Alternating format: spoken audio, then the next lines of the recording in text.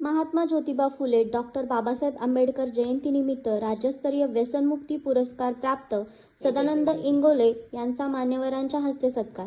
दिनांक 11 एप्रिल 2026 रोजी क्रांतीसूर्य महात्मा ज्योतिबा फुले व विश्वरत्न डॉक्टर बाबासाहेब आंबेडकर यांच्या जयंतीनिमित्त आयोजित कार्यक्रमात राज्यस्तरीय व्यसनमुक्ती कार्यासाठी विशेष ओळख असलेले सदानंद इंगोले, ब्राह्मणगाव, तालुका पुसद, जिल्हा यवतमाळ यांचा भव्य सत्कार करण्यात आला.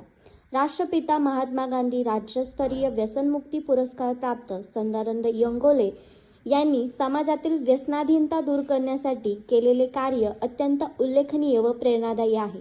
ग्रामीण भागात जाऊन जनजागृती, मार्गदर्शन व प्रत्यक्ष समुपदेशनाच्या माध्यमातून त्यांनी अनेकांना व्यसनमुक्त जीवनाकडे वळवले आहे. यांच्या या निस्वार्थ सेवेमुळे अनेक कुटुंबांना नवजीवन मिळाले असून समाजात सकारात्मक बदल घडताना दिसत आहे.